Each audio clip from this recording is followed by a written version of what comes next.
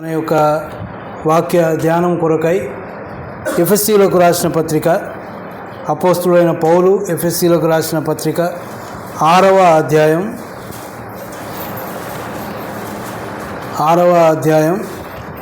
21-22 వచనాలు చదువుకుందాం. అపోస్తులైన పౌలు ఎఫెసీయులకు రాసిన పత్రిక 6వ అధ్యాయం 21-22 వచనాలు. మీరును నా క్షేమ సమాచారం అంతయు తెలుసుకొనుటకు ప్రియ సహోదరుడును ప్రభువునందు నమ్మకమైన పరిచారకుడునైన తుకికు నా సంగతులన్నీ మీకు తెలియజేయును.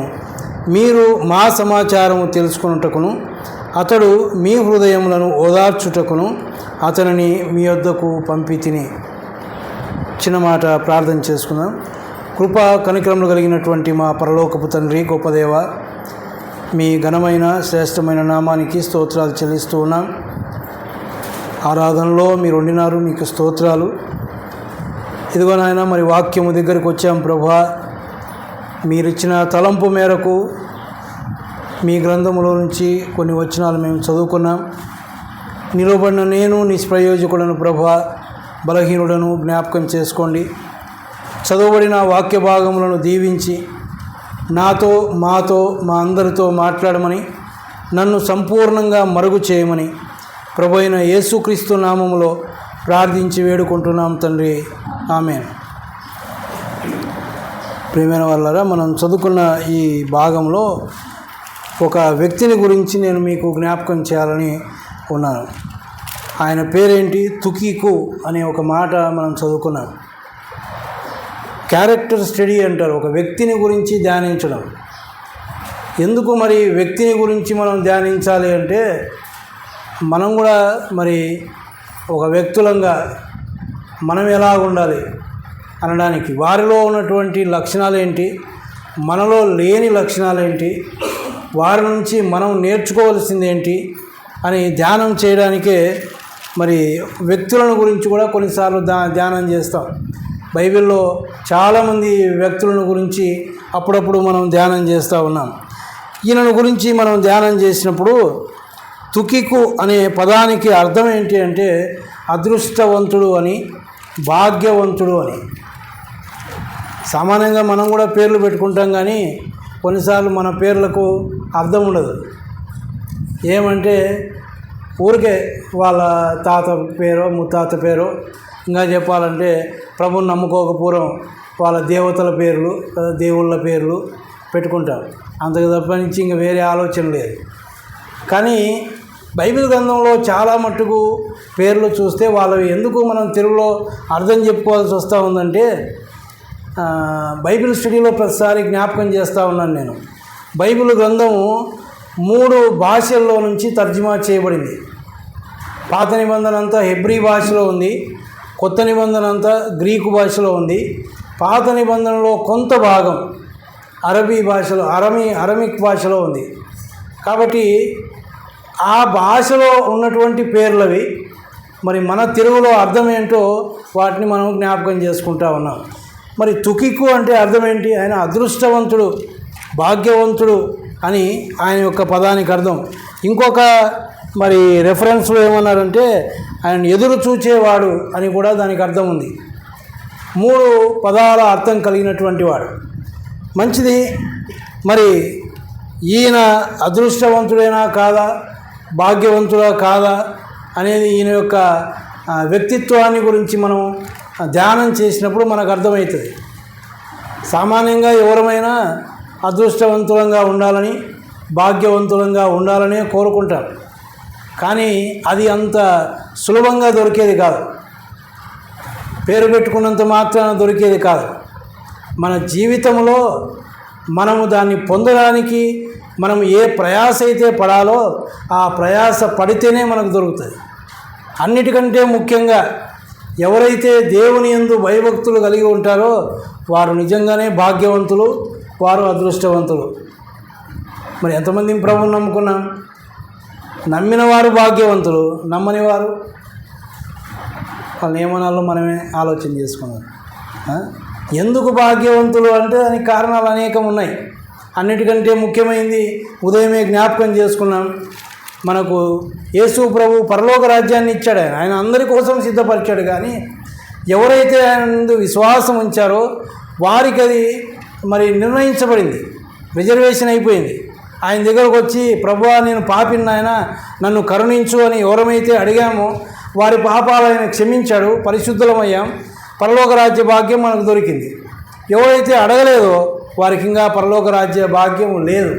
వారు ఎక్కడ ఉంటారు? నిత్య నరకాగ్నిలోనే ఉంటారు. నిన్ననే సిమెంట్ నగర్లో ఒక సహోదరుడు చనిపోయాడు. ఒక వ్యక్తి లూకా అని బ్యాప్టిస్ట్ సంఘానికి వెళ్తాడు. ఆయన చనిపోయాడు అనగానే నాకు జ్ఞాపకం వచ్చిన ఒక సన్నివేశాన్ని నేను నిన్న సహోదరులతో కూడా పంచుకున్నాను. ఇంతకుముందు మన దగ్గర మల్లయ్య అనే సహోదరుడు ఉండేవాడు. ఆయన ఒకసారి ఆయన లూకా అనే వ్యక్తితో సువార్త చెప్తా, కాదు లూకా మంచి ఎండాకాలంలోనే మరి మనం సస్తే నరకానికి పోతాము, ప్రభువుని నమ్ముకో, చూడు ఈ ఎండల్ని మనం భరించలేకపోతా ఉన్నాం, ఇంకా నరకాన్ని మనం ఎట్లా భరించగలము అంటే ఆ వ్యక్తి ఇచ్చిన సమాధానం ఏంటంటే, ఏముంది లేనా ఇప్పుడు ఈ ఎండకు అలవాటు పడలేదా మనము, దానికి కూడా అట్టే అలవాటు పడతాం లేనా అంటే నిత్య నరకం అగ్నిగుండం అంటే ఆయనకు అర్థమైంది అంతే. అది యుగ యుగాలు ఉండేది, నువ్వు అడ్జస్ట్ అయ్యేంతది కాదు. అది అగ్ని ఆరదు, పురుగు చావదు. అక్కడ ఎలా ఉంటుందో లూకా సువార్త 16వ అధ్యాయాన్ని ఇంటికి పోయి మీరు చదివితే ఒక ధనవంతుడు పడ్డాడు అక్కడ. వాని పరిస్థితి ఏంటి అంటే యాతన పడతా ఉన్నాడు, వేదన పడతా ఉన్నాడు. ఇది అక్కడ ఉండే పరిస్థితి. కాబట్టి ఎవరైతే ప్రభువును అంగీకరించారో వారే భాగ్యవంతులు. ఎందుకు? వారికి యాతన లేదు, వారికి వేదన లేదు. వారు ప్రభు దగ్గర ఉంటారు, సదాకాలం ఆయనతో కూడా ఉంటారు, సంతోషంగా ఉంటారు, బంగారు వీధుల్లో తిరుగుతారు. ఇంకా అంతకంటే గొప్ప భాగ్యం మనకేం కావాలి? కాబట్టి మనం భాగ్యవంతులం. ఈ తుకికు కూడా భాగ్యవంతుడే. ఈయనను గురించి కొన్ని సంగతులు మనం ధ్యానం చేస్తే, అపోస్తులైన పౌలు ఎఫెసీలో ఉన్న సంఘానికి రాస్తూ ఈయనను గురించినటువంటి మరి మాటలు రాసినట్టుగా మనం చూస్తాం. మనం ఎరుగుదాము, పౌలు చాలాసార్లు చెరసాల్లో ఉన్నటువంటి వాడు. ఎందుకున్నాడు చెరసాల్లో అంటే దేవుని పని చేస్తూ, సువార్త పని చేస్తూ మరి చెరసాల్లో ఉన్నటువంటి వాడు. అయితే చెరసాలలో ఉన్నప్పటికీ ఆయన మౌనంగా ఉండినవాడు కాడు. ఆయన సంఘాల గురించి భారం కలిగిన వాడు, వ్యక్తుల గురించి భారం కలిగి మరి అనేక సంఘాలకు ఉత్తరాలు రాశాడు. ఆయన బైబిల్ గ్రంథంలో దాదాపు 14 పత్రికలు ఉన్నాయి ఆయన రాసినవి. కొన్ని పత్రికలు చేర్చబడలేదు. ఆయన కొన్ని పత్రికలు రాశాడు. మనం కొలసై పత్రికలు అనుకుంటాను చదివితే లవోదిక సంఘానికి కూడా ఆయన ఒక పత్రిక రాశాడు అని. అలాగే ఎన్ని పత్రికలు రాశాడో తెలియదు, కానీ బైబిల్లో మాత్రం 14 పత్రికలు చేర్చబడ్డాయి. ఆయన ఎక్కడ ఉన్నా, ఎలాంటి పరిస్థితిలో ఉన్నా సంఘములను గురించి భారం కలిగిన వాడు.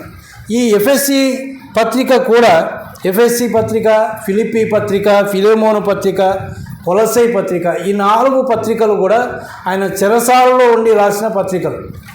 మరి చెరసాలలో ఉండి రాస్తూ ఏమని రాస్తూ ఉన్నాడు? మీరును నా క్షేమ సమాచారం అంతయు తెలుసుకొనుటకు ప్రియ సహోదరుడును ప్రభువునందు నమ్మకమైన పరిచారకుడునైన తుకికు నా సంగతులను గూర్చి మీకు తెలియజేయను అని ఒక ఉత్తరాన్ని రాసి ఈ యొక్క తుకికు అనే సహోదరుని ద్వారా ఎఫెసీ సంఘానికి ఆయన ఉత్తరాన్ని పంపించాడు.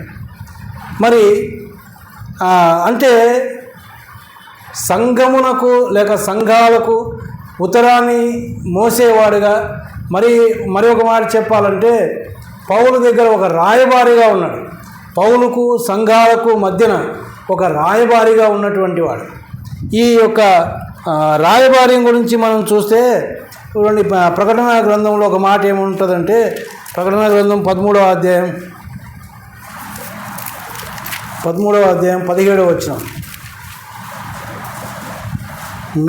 నమ్మకమైన రాయబారి ఔషధము వంటి వాడు అంది కదా. దుష్టుడైన దూత కీడునకు లోబడును, నమ్మకమైన రాయబారి ఔషధము వంటి వాడు. ఈయన గురించి మరి రాయబారిగా ఉన్నాడు. పౌలుకు సంఘాలకు మధ్యన పౌలు ఉత్తరం ఇస్తే తీసుకొని వెళ్ళి అక్కడ ఇవ్వడం, పౌలు ఏదైనా సంగతులు చెప్తే పోయి అక్కడ వారికి చెప్పడం, ఇలాగ రాయబారిగా ఉన్నాడు. కానీ నమ్మకమైన రాయబారి ఎలాంటి వాడంట? ఔషధము లాంటి వాడు. ఔషధం అంటే మెడిసిన్. మెడిసిన్ ఏం చేస్తుంది? ఒక రోగిని బాగుపరుస్తుంది. అంటే అవతలోని బాగుపరిచేవాడుగా ఉంటాడు ఒక రాయబారి. అందుకే ఈయనలో నుంచి కొన్ని గుణగణాలు మనం చూస్తే, మొట్టమొదటిగా ఏమన్నాడంటే ఈయన గురించి ప్రియ సహోదరుడు అన్నాడు. అంటే పౌలుకు ప్రియమైనటువంటి సహోదరుడుగా ఉన్నాడు ఆయన. ఎందుకు ప్రియమైన సహోదరుడు? పౌలు ఉత్తరాలని మనం చదివితే ఆయన అందరి గురించి ప్రియమైన వారు రాయలేదు. కొంతమందిని గురించే ప్రియమైన వారు అని రాశాడు. కొన్ని సంఘాలకు రాసేటప్పుడు కూడా వారి ప్రియమైన వారు అని రాశాడు ఆయన. మరి ప్రియమైన వారు ఎప్పుడు అవుతారు? ఎవరైతే ఎక్కువ సమయం గడుపుతారో, లేక వారి కష్టాల్లో, వారి ఇబ్బందుల్లో వారిని విడవకుండా హత్తుకొని ఉంటారో వారు మనకు ప్రియమైన వారుగా ఉంటారు. అంతే కదా? ప్రియమైన వాడు ఏం చేస్తాడు? కష్టాలు వస్తే వదిలిపెడతాడా? ఇబ్బందులు వస్తే వదిలిపెడతాడా? వదిలిపెట్టాడు. పౌలు చెరసాల్లో ఉండే పరిస్థితి ఏర్పడింది, కానీ తుకికు ఆయన్ను వదిలిపెట్టలేదు. చెరసాల అనుభవంలో కూడా పౌలు ఉన్నాడు, తుకికు ఉన్నాడని మనం చూస్తాం. ఆయనతో పాటి ఆయన సేవలో ఉన్నాడు. కాబట్టి ప్రియ సహోదరుడుగా ఆయన పౌలుకున్నాడు. మరి మంచిది, తుకికు పౌలుకు ప్రియమైన సహోదరుడే. మరి మనమేం చేయాలి ఇప్పుడు? మనకేంటన్నా దానివలన అంటే, మనము ఎవరికి ప్రియమైన సహోదరులంగా ఉన్నాం? సంఘంలో ఎవరికన్నా ఒక్కరికన్నా ప్రియమైన సహోదరులంగా ఉన్నామా? ఎందుకున్నాము? ఎందుకున్నాడు ఆయన ప్రియమైన సహోదరుడుగా? ఆయన ఒక రాయబారిగా ఉన్నాడు. మంచి వర్తమానాలు తీసుకొని వెళ్తూ ఉన్నాడు. కష్టాల్లో, నష్టాల్లో, హింసల్లో పౌలును వదిలిపెట్టకుండా ఉన్నాడు కాబట్టి ప్రియమైన సహోదరుడు. మరి మనం కూడా ప్రియమైన సహోదరులంగా, ప్రియమైన సహోదరులముగా ఉన్నామా ఎవరికైనా? అది మనం ఆలోచించుకోవాలి. కానీ వాస్తవానికి దేవుని బిడ్డలంగా మనము అందరికీ ప్రియమైన వారంగా ఉండాలి. ప్రతి సహోదరునికి మనం ప్రియమైన వారంగా ఉండాలి. అది దేవుడు నీ నుంచి నా నుంచి కోరుకునేది. అందుకే ఒక వ్యక్తి గురించి ఎందుకు ధ్యానం చేస్తూ ఉన్నామంటే, ఆ వ్యక్తిలో ఉన్నటువంటి మంచి లక్షణాలు మనకున్నాయా? ఆ వ్యక్తి ఒక గొప్ప వ్యక్తికి, ఒక సేవకునికి ప్రియమైన వాడుగా ఉన్నాడు. ప్రియమైన వాడుగా ఉంటూ కష్టాల్లో, నష్టాల్లో, ఇబ్బందుల్లో వదిలిపెట్టకుండా ఉన్నాడు. ఆయన ఏ పని చెప్పినా చేస్తూ ఉన్నాడు. అంత సులువైన పని కాదు. ఇప్పుడు యవనస్తులను పిలిచి, ఇదిగో నాయన ఇది తీసుకుపోయి పలానా చోటి అంటే కొన్నిసార్లు కష్టం వారు వినేది. అంటే ఎవరైనా సరే, యవనస్తులనే కాదు. అంటే యవనస్తులను ఎందుకన్నాను? వారు చిన్నవారు. అంటే చిన్నవారే కొన్నిసార్లు పెద్దవాళ్ళ మాటలు వినడం లేదు. కానీ ఆ వ్యక్తి పౌలు చెప్పిన ప్రతి మాట వింటూ ఉన్నాడు. పౌలు ఏది చెప్పినా చేస్తూ ఉన్నాడు. అందుకే ప్రియమైన వాడు. మరి ప్రియమైన వాళ్ళరా, మనము ఎవరికి ప్రియమైన వారంగా ఉన్నామో మనమే ఆలోచన చేయవలసిన వారం. రెండవ ఆయనలో ఉన్న గుణలక్షణం ఏంటంటే, అక్కడే ఉంది, ప్రియమైన సహోదరుడును ప్రభువునందు నమ్మకమైన పరిచారకుడు అనేది. ప్రభువునందు నమ్మకమైనటువంటి పరిచారకుడు. ఈ తుకికు గురించి బైబిల్ గ్రంథంలో కేవలం 5 స్థలాల్లో మాత్రమే వ్రాయబడింది. మనం చదువుకున్న ఎఫ్ఎస్సి పత్రికలో ఏముందో అదే కొలసై పత్రిక 4వ అధ్యాయం 7-8 వచనాలు చదివితే అక్కడ కూడా ఇదే మాటలు మనకు కనిపిస్తాయి. ఆ తర్వాత ఆయన గురించి తిమోతి పత్రికలో, తీతు పత్రికలో మనం చూస్తాం. అపోస్తుల కార్యాల్లో కూడా మనకు కనబడుతుంది. దాదాపుగా 5 స్థలాల్లో మాత్రమే ఆయన గురించి రాయబడింది. కానీ చాలా శ్రేష్టమైనటువంటి మాటలు, మంచి గుణలక్షణాలు ఆయనలో మనం చూస్తాం. రెండవది ఏంటి? ఆయన నమ్మకమైనటువంటి పరిచారకుడు అన్నాడు. పరిచారకుడు అనేవాడు సంఘంలో ఒక బాధ్యత కలిగిన వాడు. ఎందుకు అంటే చూడండి, ఫిలిప్పీలకు రాస్తూ పౌలు ఏమంటాడంటే, ఫిలిప్పీలకు రాసిన పత్రిక 1వ అధ్యాయంలోనే మనం చూస్తే 1వ అధ్యాయం 1వ వచనం, ఫిలిప్పీలో ఉన్న క్రీస్తు యేసునందలి సకల పరిశుద్ధులకును అధ్యక్షులకును పరిచారకులకును క్రీస్తు యేసు దాసులైన పౌలును తిమోతియు శుభమని చెప్పి వ్రాయినది. ఈయన ఫిలిప్పీలో ఉన్న సంఘానికి రాస్తూ ఎవరెవరి గురించి రాస్తూ ఉన్నాడు? అధ్యక్షులకు, పరిచారకులకు అన్నాడు. అంటే ఈ పరిచారకులు కూడా సంఘంలో బాధ్యత కలిగినటువంటి వారు. మరి ఈయన గురించి ఏం చెప్తా ఉన్నాడంటే నమ్మకమైన పరిచారకుడు. అంతేకాదు అసలు పరిచారకుడు ఎలా ఉండాలి, పరిచారకుల్లో ఉండవలసిన లక్షణాలను గురించి అపోస్తులైనటువంటి పౌలే తిమోతికి రాస్తూ కొన్ని మాటలు రాశాడు. చూడండి, తిమోతికి రాసిన మొదటి పత్రిక. ఈ ఏ అపోస్తులైనటువంటి పౌలు నమ్మకమైన పరిచారకుడు అని తుకికును గురించి చెప్తా ఉన్నాడో అదే పౌలు పరిచారకుడు అంటే ఎలా ఉండాలో మరి రాస్తూ తిమోతికి రాసిన మొదటి పత్రిక 3వ అధ్యాయం 8వ వచనాన్ని మనం చదివితే, అలాగుననే పరిచారకులు మాన్యులై ఉండి ద్విమనస్కులను మిగుల మద్యపానాసక్తులను దుర్లాభమును అపేక్షించు వారునై ఉండక విశ్వాస మర్మమును పవిత్రమైన మనసాక్షితో గైకొను వారై ఉండవలను. మరియు వారు మొదట పరీక్షింపబడవలను, తరువాత వారు అనిందులైతే పరిచారకులుగా ఉండవచ్చును అన్నాడు. అంటే పరిచారకులుగా ఉండవలసిన వారు ఎలా ఉండాలో వారి లక్షణాలు రాస్తే ఏమన్నాడు, మాన్యులు అన్నాడు. అంటే సమాజంలో గౌరవ మర్యాదలు ఉండాలి వారికి. ఇప్పుడు దేవుని పని కదా పరిచారకుడు. ఎక్కడ ప్రభువునందు నమ్మకమైన పరిచారకుడు అంటే సంఘములో ఒక పరిచారకుడుగా, దేవుని సంఘములో పరిచారకుడుగా ఉన్నప్పుడు వానికి సమాజంలో మర్యాద లేకపోతే, వానికి సమాజంలో గౌరవం లేకపోతే ఎలా ఉంటుంది చెప్పండి. ఆ వ్యక్తికి సంఘంలో కూడా సమాజంలో కూడా అంటే బయట కూడా ఒక మర్యాద ఉండాలి, ఆ మనిషికి బయట ఒక విలువ ఉండాలి.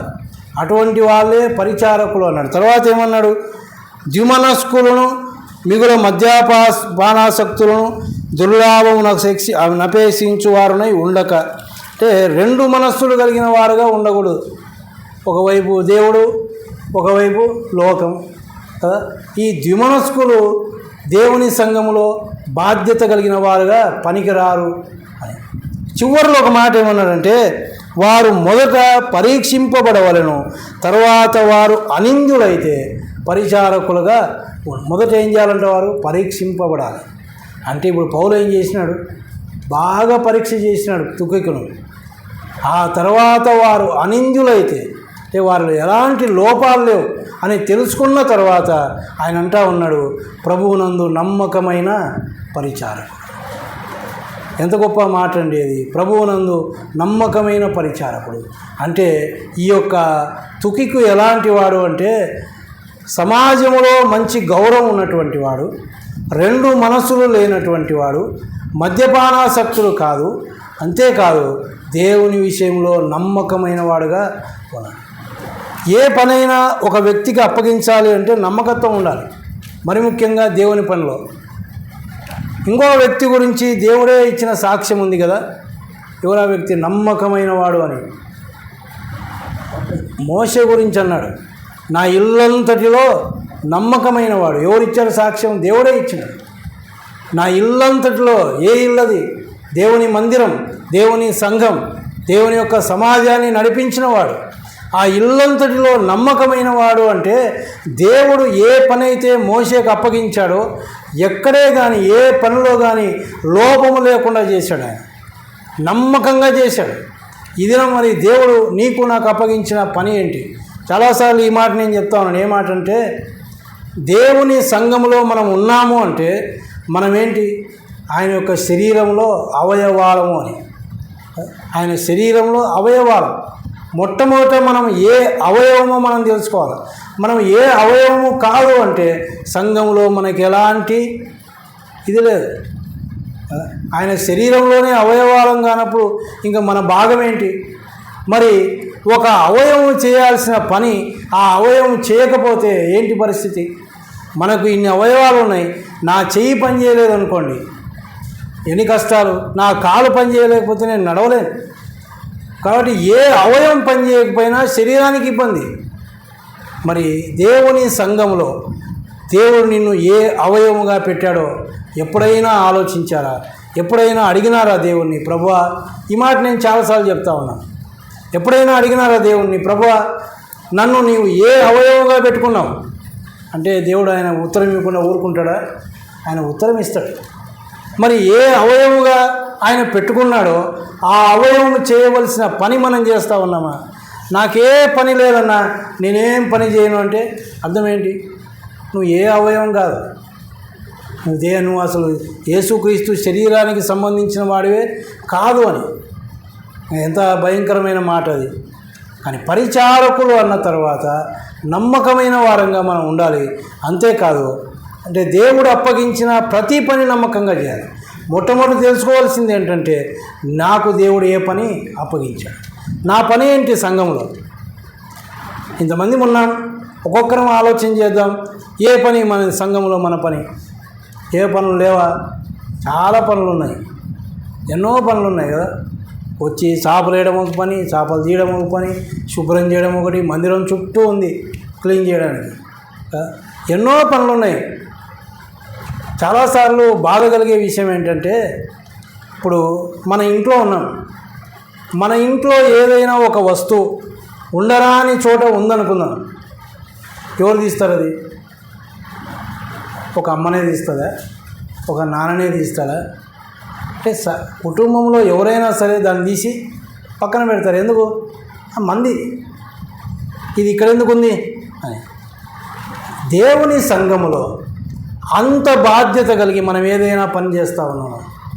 చాలాసార్లు నేను చరిత్ర అంటూ ఉంటాను, ఒరే ఇన్నిసార్లు తిరుగుతున్నావు, నీకు కనపడలేదురా ఇది అంటే. వాడు దొరుకుతాడు కాబట్టి పెద్దోళ్ళని అడగలేను కదా. తిరుగుతూనే ఉంటాం మనం, కానీ కొన్ని మనకు కనపడవు. ఎందుకు? మంది కాదు, మన ఇల్లు కాదు. మన ఇంట్లో అయితే అన్నీ శుభ్రంగా పెట్టుకుంటారు, మన ఇంట్లో అన్నీ శుభ్రంగా ఉంటాయి, ఎక్కడ ఉండాల్సినవి అక్కడే ఉంటాయి. కొంత రోజైనా ఇంట్లో ఉన్న తల్లిదండ్రులైనా పిల్లలు నడిచినా ఏం రాని కనపడలేదా అంటారు. కానీ ఇక్కడ అంటే మనకేం లేదు, నమ్మకమైన వారంగా మనం లేవు. దేవుని పనిలో నమ్మకమైన వారంగా లేవు. ప్రతిదీ గమనించాలి. లోపలికి వచ్చిన తర్వాత ప్రతిదీ గమనించాలి. నేను అదే చెప్తాను పిల్లలకు, లోపలికి వస్తేనే ఒకసారి చూడండి, ఏ చైర్ ఎట్లుండాలో మంచిగా ఉందా, అన్ని కిటికీలు తెరవబడినాయా, అన్ని లైట్లు ఆన్ అయినాయా, ప్రతి ఒక్కటి చూడాలి. వచ్చినాం, కూర్చున్నాం, పోతున్నాం అంటే అర్థం ఏంటి? దేవునికి, దేవుని సంఘానికి మనకు ఏం సంబంధం లేదు, ఊరికి వచ్చిపోతా ఉన్నాం. దీనివల్ల నాకేం నష్టం లేదు కదా, నాకేం నష్టం లేదు. ఎవరికి నష్టం? మనకే. ఎవరమైతే నమ్మకంగా ఉండమో వాళ్ళకే నష్టం. కాబట్టి ప్రియమైన వాళ్ళరా, తుకికి ఎలా ఉన్నాడంటే నమ్మకమైనటువంటి పరిచారకుడుగా ఉన్నాడు అని మనం చూస్తాం. అందుకే నమ్మకమైన వాడు కాబట్టే రాయబారిగా ఆయనకు పని అప్పగించాడు. రాయబారి పని అంత సులభమైంది ఏం కాదు కదా. రాయబారం అనేది ఇక్కడ చెప్పిన మాటలు అక్కడ తీసుకొని పోవాలి. ఉన్నది ఉన్నట్టుగా తీసుకోకపోతే తంటనే. చెప్పకూడవి కొన్ని ఉంటాయి. నేను చాలాసార్లు సంఘ సహోదరులతో మాట్లాడేటప్పుడు కూడా కొన్ని మాట్లాడతాను. ఏమని అంటే, ఇద్దరు సహోదరుల మధ్యన కొన్నిసార్లు సమస్యలు వస్తాయి. ఎందుకు వచ్చింది సమస్య అంటే, ఇదిగో ఫలాని వారు వచ్చి ఈ విధంగా చెప్పినారు అని. అంటే ఎవరిది తప్పు? ఇప్పుడు చెప్పినోంది తప్పు. సరే, నువ్వు విన్నావు, అది నువ్వు చెప్పడం వలన అది మంచిదా కాదా అని ఆలోచన చేయాలి. కానీ పోయి చెప్తే, ఇప్పుడు నేను ఎవరినైనా ఒక మాట అన్నాను అనుకోండి, కోపంలో మాట్లాడుతా సుదర్శనతోనో కరుణయ్యతోనో అన్నాను, దాన్ని తీసుకుపోయి అవతల వ్యక్తికి చెప్పారనుకోండి, ఆయనకేమవుతుంది? నా మీద ఒక కోపం వస్తుంది, ఒక పగ పెంచుకుంటాడు. కానీ దాన్ని చెప్పకుండా దాటి వేస్తే అయిపోయింది. అబద్ధం చెప్పడం అని అనడం లేదు, దాన్ని దాటి వేస్తే అయిపోయింది. ఎందుకు? దానివల్ల ప్రయోజనం లేదు. అటు రాయబారి అనేవాడు నమ్మకమైన వాడుగా ఉండాలి. కాబట్టి ఆ నమ్మకమైన వాడిని రాయబారిగా పెట్టుకున్నాడు తుకికు. మంచిది. రెండు సంగతులు ఆయన గురించి ధ్యానం చేసాం. ఒకటేంటి? ఆయన ప్రియమైన సహోదరుడు. రెండవది నమ్మకమైన పరిచారకుడు. మరి ప్రతి మాటకు మనం జ్ఞాపకం చేసుకోవాల్సింది ఏంటంటే, వాక్యం ఎందుకు చెప్తా ఉన్నాం? మనల్ని పరీక్ష చేసుకోవడానికే. ఇది మన కోసమే. ఒక్కొక్కరికి నేను ప్రియమైన వారిగా ఉన్నానా, ప్రియమైన సహోదరుడిగా, ప్రియమైన సహోదరిగా ఉన్నానా, రెండవది నేను నమ్మకమైన పరిచారకునిగా ఉన్నానా, నమ్మకమైన పరిచారకురాలిగా నేను ఉన్నానా అని మనమే ప్రశ్న వేస్తాం. మూడవది చూడండి, కొలస్సీలకు రాసిన పత్రిక 4వ అధ్యాయం 7వ వచనం. ప్రియ సహోదరుడును ప్రభువునందు నమ్మకమైన పరిచారకుడును నా తోడి సేవకుడునైన తుకికు. నా తోడి సేవకుడు అంటా ఉన్నాడు కదా, అంటే జత సేవకుడు. పౌలు సేవ చేస్తూ ఉన్నాడు, పౌలుతో పాటి ఉండి సేవ చేస్తూ ఉన్నాడు. అందుకే పౌలు అంటా ఉన్నాడు నా తోటి సేవకుడు. పౌలు గురించి మనకు తెలిసి ఉంటే ఇంకా నా తోటి సేవకుడు అన్నాడంటే తుకికు ఎంత గొప్పవాడో మనకు అర్థమవుతుంది. పౌలు చేసిన సేవ చాలా గొప్ప సేవ. ఆయన గురించి మనం చూస్తే కొన్ని వచనాలు మనం చదువుదాం చూడండి. కొరింథీయులకు రాసిన రెండవ పత్రిక 11వ అధ్యాయం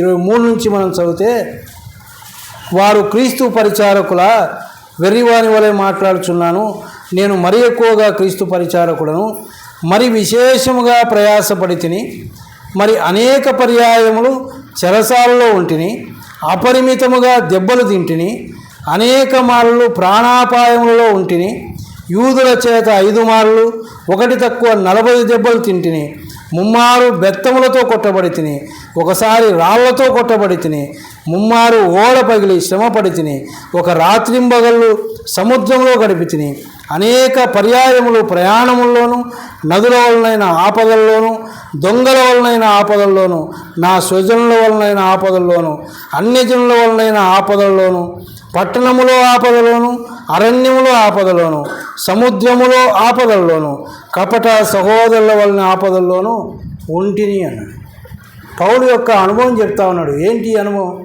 దీంట్లో ఒక్కటి కూడా మనకు లేదు, ఏ ఒక్క అనుభవం కూడా లేదు. ఈయన ఏమంటా ఉన్నాడు? నేను విశేషంగా ప్రయాసపడి తిని, అనేక పర్యాయములు చెరసాలలో ఉంటిని, తర్వాత అపరిమితముగా దెబ్బలు తింటిని అన్నాడు. ఎందుకు ఇవన్నీ చదివినానంటే ఇది పౌలు యొక్క జీవితం. కానీ ఇప్పుడు పౌలు తుకికును గురించి ఏమంటా ఉన్నాడంటే నా తోడి సేవకుడు. అంటే ఈ అనుభవాలన్నీ కూడా తుకికు కలిగి ఉన్నాడు. ఇటువంటి సేవకునితో పని చేయడం అంత సులభమైంది కాదు. ఎందుకు? ఈయనతో పాటు పెడితే దెబ్బలు తినాలి, ఈయనతో పాటు పెడితే చెరసాలలో వేయబడాలి, ఈయనతో పాటు పోతే సహోదరులు కూడా మీద పడతారు, ఎన్నో ఇబ్బందులు ఉన్నాయి. కానీ వీటన్నిటికీ ఎదుర్కొన్నవాడు కాడు. తుకికు తోటి సేవకునిగా ఉన్నటువంటి వాడు. ప్రియమైన వాళ్ళ దేవుని పనిలో ప్రయాస ఉంది, అది మనం అర్థం చేసుకోవాలి. దేవుని పని అంత సులభమైంది కాదు, చాలా ప్రయాసతో కూడుకున్నది. మనం ఏమంటే ఏం పెద్ద పని చేయడం లేదు, మనకే ప్రయాస లేదు, మనకేం నిందలు లేవు, ఏమి లేవు. ఈ మధ్య కూడికల్లో కూడా నేను జ్ఞాపకం చేసింది అదే. చాలా చోట్ల దేవుని సేవకులు భయంకరమైన హింసలు పొందుతా ఉన్నారు. మీకు తెలియని విషయం ఏం కాదు, నేను ఒక్కనే కాదు, మీ దగ్గర కూడా ఈ మొబైల్స్ ఉన్నాయి. ఆ మొబైల్స్లో కొన్ని పెడతా ఉన్నారు ఈ నార్త్లో జరిగేటటువంటి విషయాలు. దేవుని సేవకులను ఎట్లా కొడతా ఉన్నారో, ఎంత హింస పెడతా ఉన్నారో అవన్నీ చూస్తే నిజంగా తట్టుకోలేదు, చూడడానికి చేత కాదు. వాళ్ళను బట్టలు విప్పి నడి రోడ్డులో కట్టెలు తీసుకొని బాగుతూ ఉన్నారు. ఆడవాళ్ళు మగవాళ్ళని లేకుండా భయంకరంగా కొడుతూ ఉన్నారు. ఎందుకు? వారు చేసిన పాపం ఏమీ లేదు. నాయనా మీరు చస్తే నరకానికి పోతారా, ప్రభువుని నమ్ముకోండి నేను చెప్పిన కారణాన్ని బట్టి నడి వీధుల్లో భయంకరంగా కొడుతూ ఉన్నారు.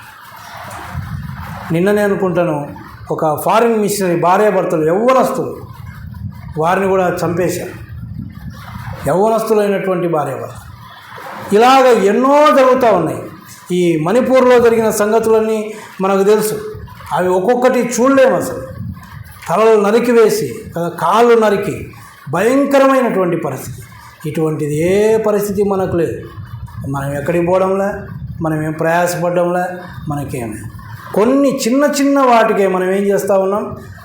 దేవుని నుంచి వెనకంజ వేస్తూ ఉన్నాం. ప్రియమైన వాళ్ళరా, ఇటువంటి హింసలు, ఇటువంటి ఇబ్బందులు, ఇటువంటి చెరసాల అనుభవాలు పౌలు కలిగి ఉన్నాడు. పౌలుతో పాటు సేవకుడుగా ఉండి తుకికు కూడా ఇలాంటి అనుభవాలే కలిగి ఉన్నాడు. ఈనాడు మరి మనకున్నటువంటి అనుభవాలు ఏంటి? తోటి సేవకుడు అని లేక దేవుని సేవలో ఇన్ని బాధలు మనం అనుభవిస్తూ ఉన్నామా? మనమే ఆలోచన. ఎందుకు అనుభవించడం లేదు అంటే మనము ఏ పని చేయడం లేదు. మనం చేయవలసిన పని చాలా ఉంది. ఈ దేవుని మహాకృపను బట్టి మనకు అలాంటి హింసలు లేవు. మనకు స్వేచ్ఛ దేవుడు ఇచ్చినాడు, కానీ కొంతకాలానికి ఈ స్వేచ్ఛ ఉండదు. అతి త్వరలోనే ఈ స్వేచ్ఛను మనం కోల్పోతాం. అప్పుడు ఎంత భారం ఉన్నా, ఎంత ఆశ ఉన్నా మనం ఏమీ చేయలేము. కాబట్టి ఉన్న కొద్ది సమయంలోనే దేవుని కొరకు మనం ప్రయాసపడాలని దేవుడు మనకు జ్ఞాపకం చేస్తూ ఉన్నాడు. మంచిది. 4వదిగా మనం చూస్తే, మనం చదువుకున్న 6వ అధ్యాయం, ఎఫెసీ పత్రిక 6వ అధ్యాయం, ఈ కొలసీ పత్రిక కూడా ఉంది ఆ మాట. ఎఫెసీ పత్రిక 6వ అధ్యాయం 22వ వచనం. మీరు మా సమాచారమును తెలుసుకున్నటకు అతడు మీ హృదయములను ఓదార్చుటకును అతన్ని మీ యొద్దకు పంపితిని అని. అంటే ఈయన ఏం చేస్తూ ఉన్నాడు? విశ్వాసుల యొక్క హృదయాలను ఓదార్చేవాడుగా ఉన్నాడు. మరి ఒక అర్థం, ఇంగ్లీష్లో ఉన్నటువంటి అర్థం ఏంటంటే ఆదరించేవాడుగా ఉన్నాడు అని. ఓదార్చేవాడు, విశ్వాసుల యొక్క హృదయాలను ఓదార్చేవాడుగా, ఆదరించేవాడుగా ఉన్నాడు. అసలు ఈ అనుభవం మనకుందా? ఇంతమంది ఉన్నాం, ఇన్ని కుటుంబాలు దేవుడు మనకిచ్చాడు. తోటి విశ్వాసుల హృదయాలను ఓదార్చిన అనుభవం, ఆదరించిన అనుభవం మనకుందా? ఎప్పుడు ఓదార్చాలా, ఎప్పుడు ఆదరించాలా? వాళ్ళు కష్టాల్లో, ఇరుకుల్లో, ఇబ్బందుల్లో ఉన్నప్పుడు మనం పోయి వాళ్ళను ఓదార్చవలసిన వారంగా ఉన్నాం. మనకి ఇష్టమైన వాళ్ళ దగ్గరికి వెళ్ళి ఓదార్చడం, మన కష్టమైన వాళ్ళని ఓదార్చకుండా ఉండడం, ఇది కాదు. దేవుని పిల్లల లక్షణం ఏంటంటే ప్రతి విశ్వాసిని మనం ఓదార్చాలి, వారిని ఆదరించాలి. ఇంకా చెప్పాలి అంటే, ఈనాడు చాలామంది విశ్వాసులు వెనుకబడే స్థితిలో ఉన్నారు. ఒక సహోదరుడు లేక ఒక సహోదరి ఒక కూడికకు రాలేదు అంటే అది కేవలము ఆ సంఘ పెద్దలు, సంఘ కాపరుల బాధ్యత కాదు, ప్రతి ఒక్కరి బాధ్యత. ఎందుకు రాలేదు వాళ్ళ ఇంట్లో ఏ కష్టం ఉంది, వాళ్ళ పరిస్థితి ఏంటి అని మనం కనీసం వెళ్ళలేకపోయినా, మనకి ఇప్పుడు ఏమున్నాయి, మొబైల్లు ఉన్నాయి, ఫోన్ చేసి అయినా మనం అడగాలి. ఎప్పుడు అడుగుతాం? మనకు నిజంగా ఆ యొక్క ఆ బరువు, ఆ బాధ్యత, ఆ మనస్సు మనకుంటే అడుగుతాం. ఈ యొక్క తుకికి ఎలా ఉన్నాడంటే విశ్వాసుల యొక్క హృదయాలను ఆయన ఓదార్చేవాడుగా, ఆదరించేవాడుగా ఉన్నాడు అని మనం చూస్తాం. ఇందాకే నేను అన్నాను కదా, రాయబారి ఎలా ఉండాలి, ఇక్కడ ఉన్న మాటలు అక్కడికి కరెక్ట్గా మోసేవాడుగా ఉండాలి. ఇప్పుడు ఈయనతో రాయబారం పంపుతూ ఉన్నాడు, సంఘాలకు వర్తమానం పంపుతూ ఉన్నాడు. ఈయన పోయి ఏం చేస్తూ ఉన్నాడు? వాళ్ళని ఓదారుస్తూ ఉన్నాడు, వాళ్ళని ఆదరిస్తూ ఉన్నాడు. పౌలు ఇలాంటి పరిస్థితిలో ఉన్నాడు అని తెలిస్తే వాళ్ళు బాధపడతారు, కానీ అవన్నీ చెప్పకుండా వారికి ఏం చెప్తా ఉన్నాడో తెలియదు, కానీ వారి హృదయాలను ఓదారుస్తూ ఉన్నాడు. మరి మనం ఓదార్చే వారంగా ఉన్నామా, ఆదరించే వారంగా ఉన్నామా, ఇంకా దుఃఖపరిచే వారంగా ఉన్నామా? మనమే ఆలోచన చేయాలి. కానీ దేవుని నమ్మిన బిడలంగా, దేవుని బిడలంగా మనము ప్రతి విశ్వాసిని కూడా మనం ఓదార్చాలి, మనం ఆదరించాలి అని దేవుడు మనకు జ్ఞాపకం చేస్తాడు. ఇది ఒక దేవుని బిడ్డకు ఉండవలసినటువంటి లక్షణం. ఇప్పుడు చెప్పిన లక్షణాలన్నీ కూడా ఒక విశ్వాసిలో ఉండవలసిన లక్షణాలే. ఇది కూడా చాలా ప్రాముఖ్యమైనది. చివరిగా చూడండి, చివరిగా ఒక మాట ఏంటంటే అపోస్తుల కార్యముల గ్రంథం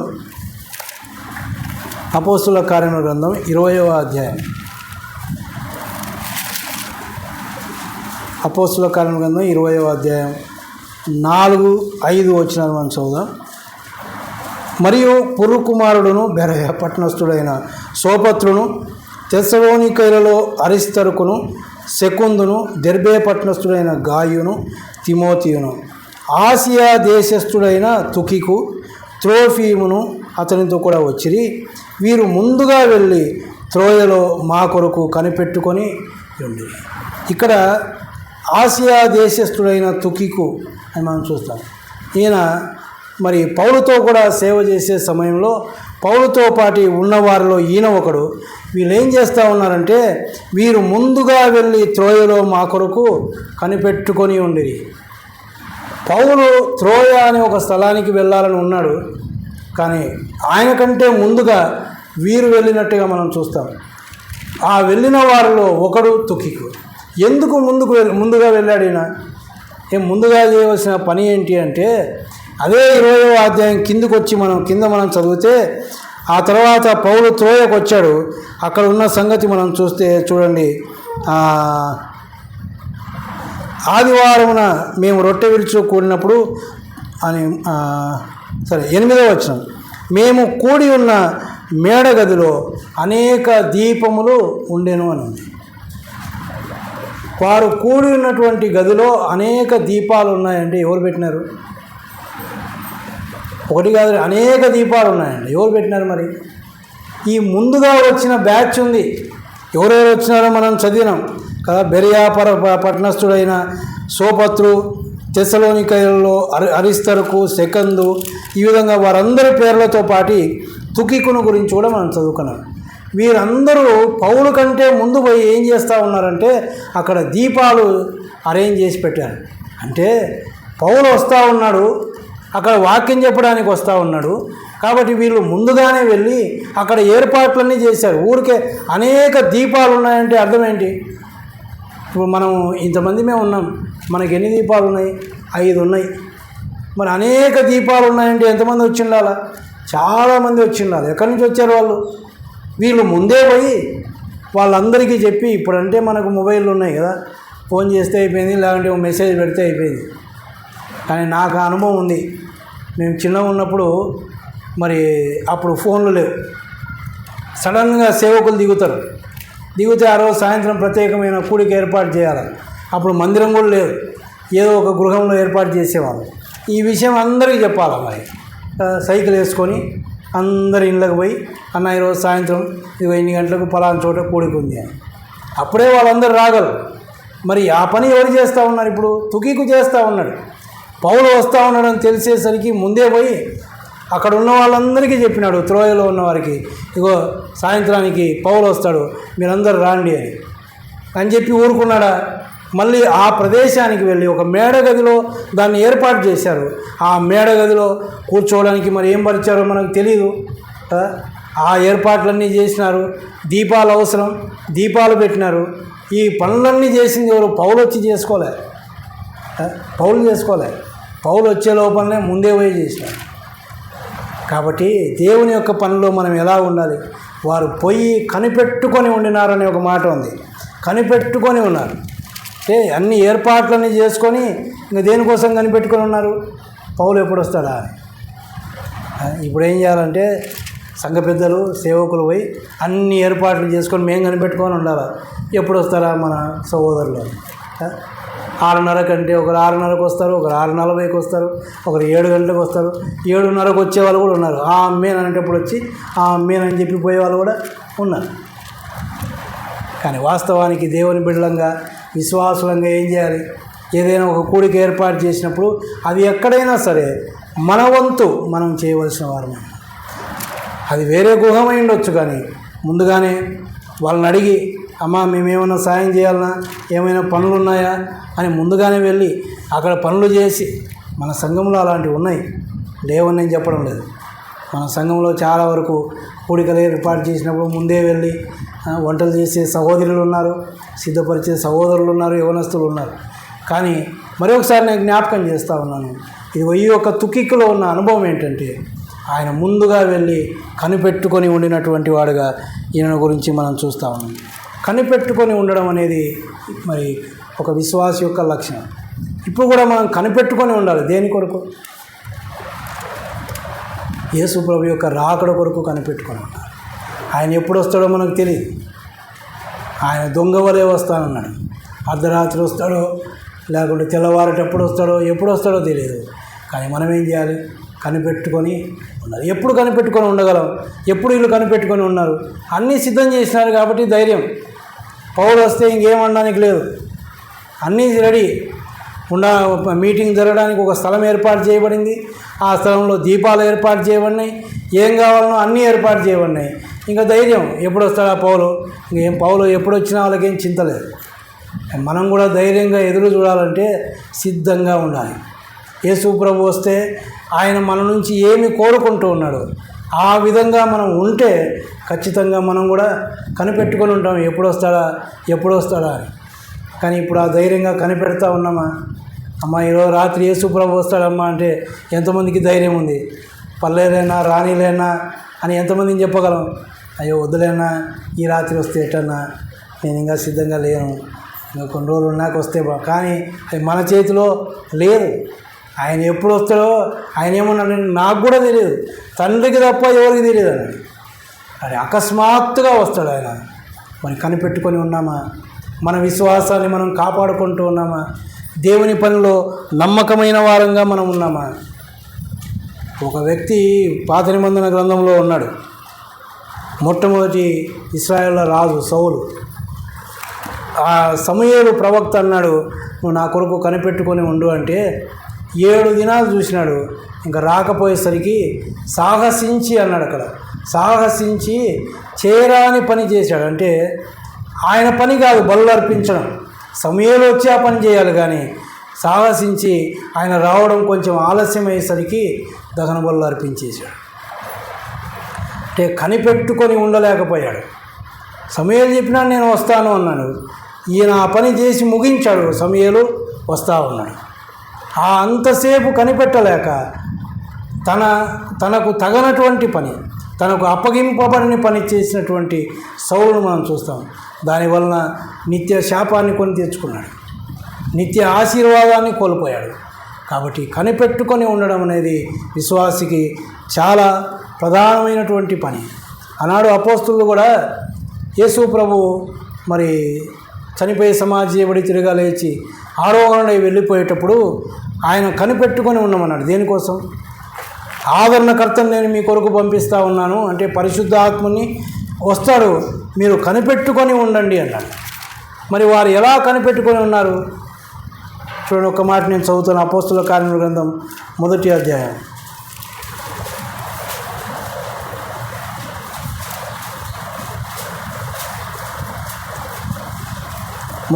14వ వచనం. వీరందరూ వీరితో కూడా కొందరు స్త్రీలను యేసు తల్లి అయిన మరియయు ఆయన సహోదరులను ఏక మనస్సుతో ఎడతెగక ప్రార్థన చేయుచుండిరి అని కింద మనం చదివితే, ఆ కాలమందు ఇంచుమించు 120 మంది సహోదరులు కూడి ఉండగా పేతురు వారి మధ్య నిలిచి అని అట్లా కిందికి చదువుకుంటూ పోతే ఆ పెంతెకొస్తు దినాన పరిశుద్ధాత్ముడు వచ్చినట్టుగా మనం చూస్తాం. అంటే వీరు ఎలా కనిపెట్టుకొని ఉన్నారు? ఈ పైన ఇంకొక మాట మనం చదివితే యేసు ప్రభు చెప్పిన మాట ఏంటంటే 4వ వచనం, 1వ అధ్యాయం 4వ వచనంలో ఆయన వారిని కలుసుకొని ఇలాగ ఆజ్ఞాపించెను, మీరు యెరూషలేము నుండి వెళ్ళక నా వలన వినిన తండ్రి యొక్క వాగ్దానము కొరకు కనిపెట్టుడి అన్నాడు. ఎప్పుడైతే యేసు ప్రభు ఈ మాట చెప్పినాడో యెరూషలేము నుంచి వెళ్ళక అన్నాడు. అంటే మీరు యెరూషలేములోనే ఉండి కనిపెట్టండి అంటే వీళ్ళు ఇప్పుడు యెరూషలేములోనే ఉన్నారు. ఎలా కనిపెడతా ఉన్నారంటే ఏక మనస్సుతో ఎడతెగక ప్రార్థన చేస్తూ ఉన్నారు. ఎక్కడుండి? యెరూషలేములో ఉండి. ఇప్పుడు మనం కూడా యేసు ప్రభు యొక్క రాకడ కొరకు కనిపెట్టాలంటే ఎక్కడ ఉండాలి? సంఘములో ఉండాలి. రేపు ఎత్తబడేది సంఘమే. సంఘములో లేకపోతే మనం ఎత్తబడే గుంపులో ఉండం. సంఘములో ఉంటూ ఏక మనస్సు కలిగి ప్రార్థన చేసేవారంగా మనం ఉండాలి. ఇంకా చూస్తే అపోస్తుల కాలం 2:42లో వీరు అపోస్తుల బోధ ఎందును, సహవాసం ఎందును, రొట్టె విరుచుట ఎందును, ప్రార్థన ఎందును ఎడతెగక ఉండిరి అంటే అప్పుడు వారు పరిశుద్ధాత్మని కొరకు కనిపెట్టడానికి ప్రార్థన చేస్తూ ఉన్నారు. ఇప్పుడు యేసు ప్రభు యొక్క రాకడ కొరకు మనం ఎదురు చూచేవారమైతే మనం ఏం చేయాలి? అపోస్తుల బోధ ఉండాలి, సహవాసం ఉండాలి, రొట్టె విరుచుట ఉండాలి, ప్రార్థన ఉండాలి. ఇవన్నీ కలిగి ఎక్కడున్నాయి? ఇవన్నీ సంఘంలో ఉన్నాయి. ఇవన్నీ కలిగి ఉండి మనము యేసు ప్రభు యొక్క రాకడ కొరకు మనం ఎదురు చూడాలి. ఇవన్నీ లేకుండా ఎక్కడ ఎదురు చూస్తాం? ఎందుకు బోధ అవసరమా? అవసరం. మనల్ని చక్క చేయడానికి, మనం వెనుకంజ వేసినప్పుడు, మనం దిగజారినప్పుడు బోధ మనకు అవసరం, సహవాసం మనకు అవసరం. ఎందుకు? తోటి సహోదరులతో, దేవుని పిల్లలతో ఉన్నప్పుడు వారి యొక్క అనుభవాలు విన్నప్పుడు మనం ఉత్తేజపరుస్తాయి, మనం ప్రోత్సాహపరుస్తాయి, మనం పురికొల్పుతాయి. కాబట్టి సహవాసం అవసరం. రొట్టె విరవడం ఎందుకు? ఇదిగో ఆయన మరణ పునరుత్థానం జ్ఞాపకం చేసుకోవడానికి, ఆయన చేసిన కార్యం మనం జ్ఞాపకం చేసుకుంటే ఇదిగో అంత గొప్ప దేవుణ్ణి మేము ఎప్పుడు చూడాలో ప్రభువా? ఒక దినం చూడబోతూ ఉన్నాం. మన కొరకు సిలువలో రక్తము కాల్చిన మన ప్రభు అయిన యేసుక్రీస్తును ఒక దినం మనం చూస్తాం. ఆ ఆశ మనకుంటే ఆదివారం వచ్చి ఆయన ఆరాధించి ఆ రొట్టెలో పాలుపంపులు పొందుతాం. ప్రార్థన కూడా ఆయనతో సహవాసం, ఆయనతో సంబంధం, ఆయనతో ఒక మంచి సహవాసం, ఇలాంటివన్నీ కలిగి మనం కనిపెట్టే వారంగా ఉండాలి. కాబట్టి ఎవరి గురించి ధ్యానం చేసాం ఇంతసేపు? తుకికు అనే ఒక వ్యక్తిని గురించి ధ్యానం చేశాం. ఏంటి ఆ పదానికి అర్థం? అదృష్టవంతుడు, భాగ్యవంతుడు, ఎదురు చూచేవాడు. మరి అదృష్టవంతుడా కాదా, భాగ్యవంతుడా కాదా? మంచి గుణలక్షణాలు ఉన్నాయి. ఆయన మంచి రాయబారిగా ఉన్నాడు, మరి ఆ యొక్క పౌలుకు ప్రియమైన వాడుగా ఉన్నాడు, తర్వాత నమ్మకమైన పరిచారకుడుగా ఉన్నాడు, విశ్వాసులను ఆదరించేవాడుగా ఉన్నాడు, కనిపెట్టేవాడుగా, ఆయన రాకడ కొరకు కనిపెట్టేవారంగా మనం ఉండాలి. ఈ లక్షణాలన్నీ మనలో ఉన్నాయా అని మనం పరీక్ష చేసుకోవడానికే ఈ వ్యక్తిని ముందుంచుకొని మనం ధ్యానం చేసుకున్నాం. మనం ఎవరికి ప్రియమైన వారంగా ఉన్నాం? నమ్మకమైన పరిచారకులంగా మనం ఉన్నామా? తర్వాత మూడవదేంటి? కనిపెట్టే వారంగా, తోటి సేవకులంగా, నమ్మకమైన పరిచారకులంగా మనం ఉన్నామా? ఇవన్నీ మనం ఆలోచన చేసుకోవడానికే ఇంతసేపు ఈ మాటలు చెప్పుకున్నాం. అంతేగాని ఏదో ఒక మహాభారతంలాగా, ఏదో హరికథలాగా విని వెళ్ళిపోవడానికైతే కాదు. ఇవన్నీ ఎందుకు అంటే మనల్ని మనం పరీక్ష చేసుకోవడానికి. ఇన్ని మాటలు విన్నాక మనం ఇంకా నమ్మకమైన పరిచారకులంగా లేకపోతే ఏం ప్రయోజనం? ఎదురు చూచే వారంగా ఉండకపోతే ఏం ప్రయోజనం? కాబట్టి వీటన్నిటిని చక్క చేసుకుందాం. ఆయన రాకడ అతి సమీపంగా ఉంది. నమ్మని వారిని మరొకసారి ఆయన హెచ్చరిక చేస్తాడు. నమ్మకపోతే నరకమే, ఎల్లకాలం, ఏదో కొంతకాలం కాదు. కాబట్టి ఆయన విశ్వాసం ఉంచుదాం, ఆయన నమ్ముకుందాం. ఆయన రాకడ కొరకు కనిపెట్టుకొని ఉండలాగున దేవుడు తన కృప అనుగ్రహించుగాక. ప్రార్థన చేసుకుందాం. కృపా కనికరములు కలిగిన మా పరలోకపు తండ్రి, గొప్ప దేవ, మీ ఘనమైన శ్రేష్టమైన నామానికి స్తోత్రాలు నాయన. ఇంతవరకు మీరు మాతో మాట్లాడినందుకే మీకు స్తోత్రాలు. తుకికు అనే ఒక సహోదరుని మా ముందు ఉంచారు నాయన. ఆయనలో ఉన్న గుణలక్షణాలు మేము చూడగలిగాం. అలాంటి గుణలక్షణాలు మేము కూడా కలిగి ఉండడానికి మీ సహాయము దయచేయండి. విన్న మాటలు వ్యర్థంగా పోకుండా మా హృదయాల్లో భద్రపరచమని, మీ రాకడ సమీపిస్తూ ఉండగా మేమందరము నాయన మీ రాకడ కొరకు ఎదురు చూడడానికి, ఏ విధంగా ఎదురు చూడాలో ఆ విధంగా ఎదురు చూడడానికి మీ సహాయము దయచేయమని, వెళ్తూ ఉండగా మాతో ఉండమని, ఇదిగో నాయన మరి బుధవారం జరిగే ఆ కూడిక విషయంలో కూడా మీ సహాయం దయచేయమని, చక్కగా ఘనంగా జరగడానికి, అనేకులు మీ యొక్క సువర్తమానాన్ని వినడానికి మీ సహాయము దయచేయమని మా ప్రభువును మా రక్షకుడైన యేసుక్రీస్తు పేరట ప్రార్థించి వేడుకుంటున్నాం తండ్రి. ఆమేన్.